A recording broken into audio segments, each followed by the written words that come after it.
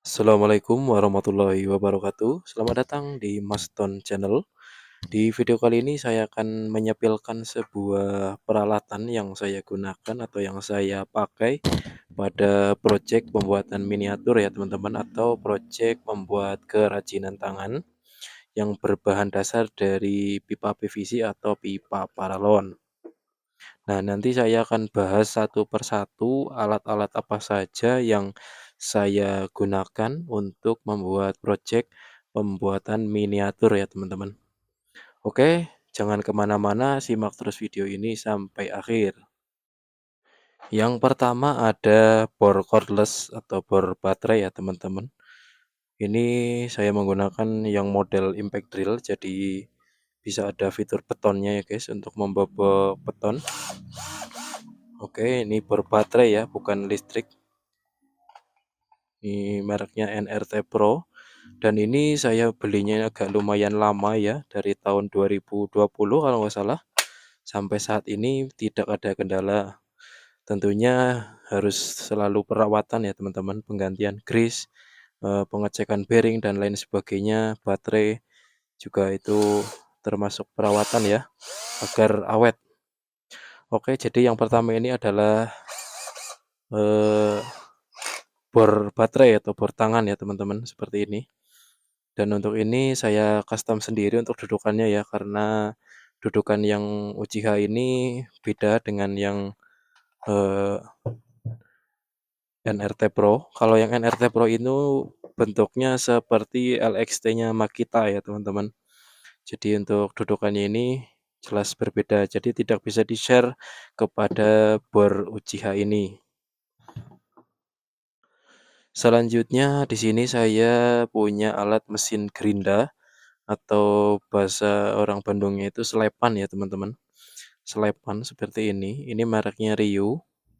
Karena media yang saya potong atau media yang saya kerjakan itu hanya berbahan ringan, tidak metalworking ya, atau berbahan dari besi. Jadi ini sudah cukup untuk proses pembuatan miniatur untuk memotong PVC ya teman-teman. Untuk besi juga bisa, tapi kalau untuk kerja keras saya rasa tidak memungkinkan ya teman-teman, karena ini kualitasnya kualitas medium, bukan untuk professional working ya. Kalau yang ingin bagus mending beli Makita atau yang beli yang merek Bosch ya. Ini juga ada pemakaiannya lama juga. Dari tahun 2019 saya beli satu paket dengan bor listriknya, tapi bor listriknya saya nggak tahu kemana, dipinjam nggak pulang lagi. Ya sudahlah, biarin saja, saya ikhlaskan saja. Yang penting di sini saya masih punya gerindanya ya.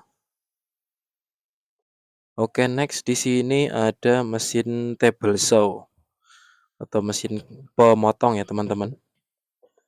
Ini handmade alias buatan sendiri, dan ini terbuat dari material pipa PVC atau pipa paralon ya teman-teman. Seperti ini.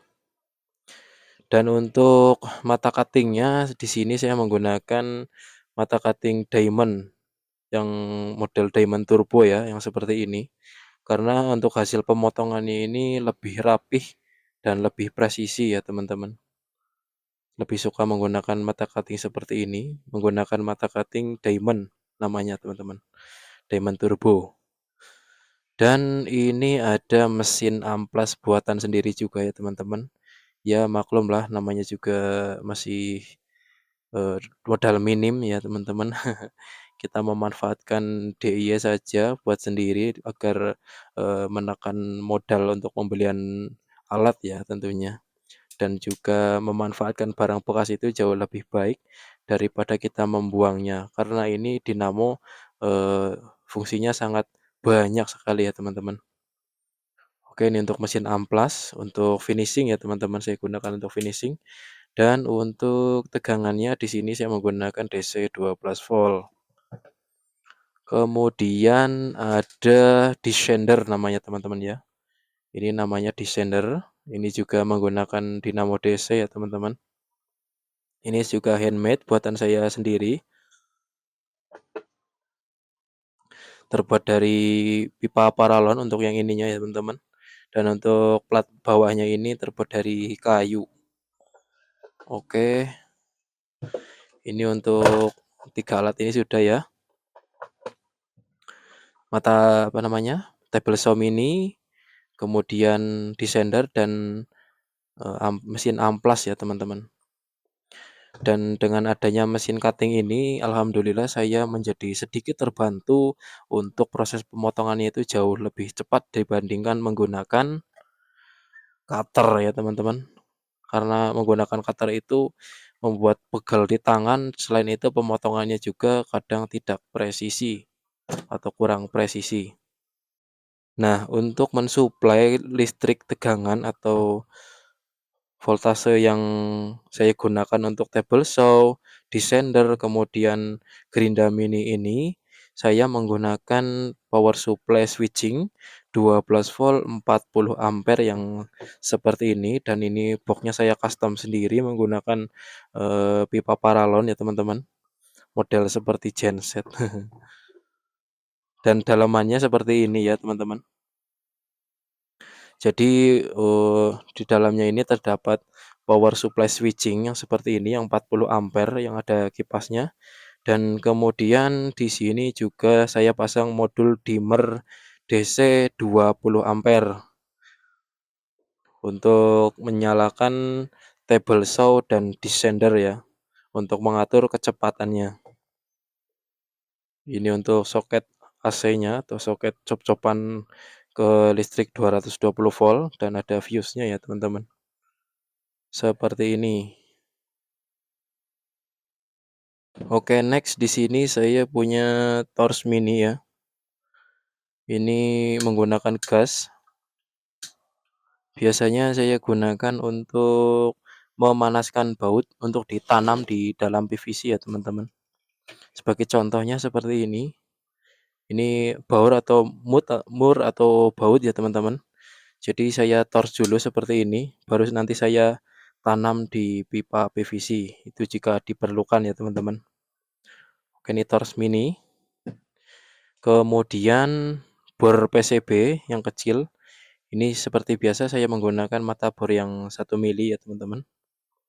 Ini fungsinya nanti untuk melubangi lubang-lubang kecil seperti penyekrupan HP gitu ya, menggunakan buat HP.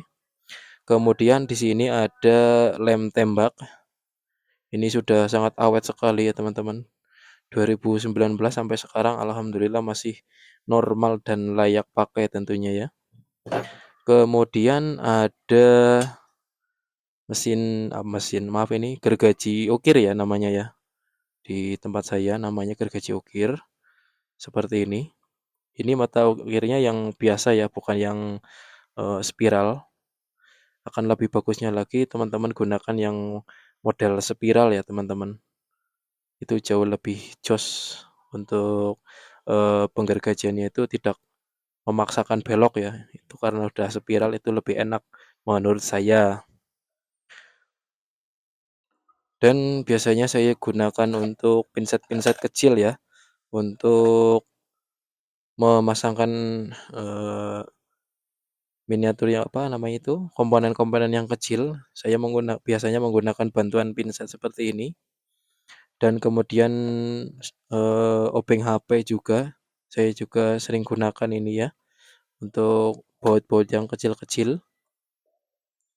Kemudian cutter, tang potong, dan lain sebagainya, ya saya sering gunakan juga. Kemudian solder ya teman-teman, untuk proses perakitan yang berkaitan dengan elektronik tentunya pasti membutuhkan yang namanya solder ya teman-teman. Seperti ini untuk solder bebas atau terserah teman-teman ya, gak harus yang model seperti ini. Mau yang model seperti ini pun juga bisa ya, tapi yang model seperti ini jarang saya gunakan karena untuk di area sempit ini baut ini sering menyenggol kabel ya teman-teman, dan membuat terkelupas untuk isolatornya. Ini enaknya kalau nyolder di luar ya teman-teman, yang jangkauannya itu lebih luas daripada nyolder di dalam box. Ini jarang saya gunakan teman-teman. Untuk masalah solder ini opsional, terserah teman-teman semuanya. Jadi nggak harus model seperti ini juga, karena fungsinya solder juga itu hanya untuk memanaskan atau melelehkan timah ya teman-teman. Oke, untuk peralatan seperti ini. Dan di sini banyak sekali, saya nggak bisa menyebutkan satu persatu ya teman-teman. Ini ada pengupas kabel. Daripada saya pakai cutter, kadang kuku saya kadang ini apa teman-teman, ikut pecah ya, atau terkelupas kuku saya. Menggunakan cutter kemudian pakai ini tuh kadang terkelupas kukunya. Jadi saya gunakan ini ya, pengupas kabel, dan ada crimping spoon namanya. Ada tang juga, kemudian obeng, dan masih banyak lagi yang saya gunakan ya. Terus meteran juga saya gunakan. Saya nggak bisa sebutkan satu persatu karena ini saking banyaknya ya teman-teman. Oke, next di sini ada mesin hot gun namanya ya teman-teman. Ini mesin hot gun untuk memanaskan PVC yang skalanya kecil ya, bukan yang besar. Kalau yang besar saya menggunakan kompor portable tentunya ya, atau kompor gas. Ini hot gun saya beli di rongsokan, kondisinya rusak ya teman-teman. Tapi alhamdulillah elemennya masih bisa difungsikan, jadi saya tinggal belikan kipasnya dan ini bisa digunakan kembali ya teman-teman. Oke, ini hot gun untuk biasanya untuk PVC skala kecil ya teman-teman. Oke, selanjutnya di sini ada mini degrinder yang saya sering gunakan untuk bubut-bubut barang-barang kecil ya, atau benda-benda kecil yang berbentuk lingkaran. Ini mereknya Black & Decker. Ini bor tangan yang paling lama atau mini degrinder yang paling lama saya miliki dari tahun 2018 kalau tidak salah. Baru ganti karbon brush sekali teman-teman.